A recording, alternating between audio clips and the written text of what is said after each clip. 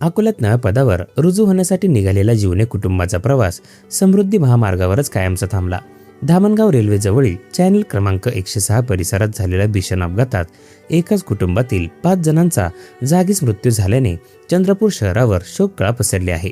चंद्रपूरच्या बाबूपेठ परिसरातील D.Ed college जवळ महादेव जीवने वय वर्ष 63, लता जीवने वय वर्ष 56 हे दाम्पत्य वास्तव्यास होते। महादेव जीवने हे वेकोलीतून सेवानिवृत्त झाले होते। त्यांचा मुलगा भास्कर जीवने वय वर्ष 42 हे भटाळी वेकोलीत व्यवस्थापक पदावर कार्यरत होते, तर त्यांची पत्नी आरती जीवने वय वर्ष 37 या जिल्हा परिषदेत विस्तार अधिकारी पदावर कार्यरत होत्या। काही दिवसांपूर्वी आरती जीवने यांना प्रशासकीय अधिकारी पदावर पदोन्नती मिळाली होती।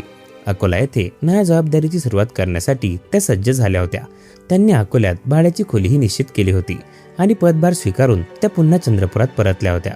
सोमवारपासून त्या नियमित सेवेत रुजू होणार असल्याने संपूर्ण कुटुंब आनंदात होते। रविवारी सकाळी आरती यांना अकोल्यात सोडण्यासाठी पती भास्कर, मुलगी त्रिशा वय वर्ष 12, सासरी महादेव आणि सासू लता जीवने असे 5ही जण 4 चाकी वाहनाने निघाले। मात्र धामणगाव रेल्वेजवळ समृद्धी महामार्गावरील चॅनल क्रमांक 106 परिसरात त्यांच्या कारने रस्त्याच्या कडेला उभ्या असलेल्या कंटेनरला भरधाव वेगात जोरदार धडक दिली। धडक इतकी भीषण होती की कारचा पुढील भाग पूर्णपणे चक्काचूर झाला। या भीषण अपघातात कारमधील 5ही जणांचा घटनास्थळी मृत्यू झाला। क्षणभरापूर्वी नव्या आयुष्याची स्वप्ने उराशी बाळगून निघालेले हे कुटुंब नियतीच्या एका क्रूर घावाने कायमचे उद्ध्वस्त झाले।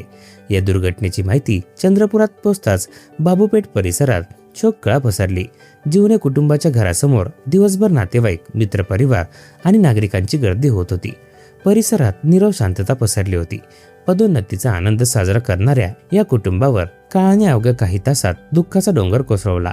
एकच कुटुंबातील 5 जणांच्या निधनाने संपूर्ण शहर हळहळ व्यक्त करत असून या हृदयद्रावक घटनेने प्रत्येकाचे मन सुन्न झाले आहे।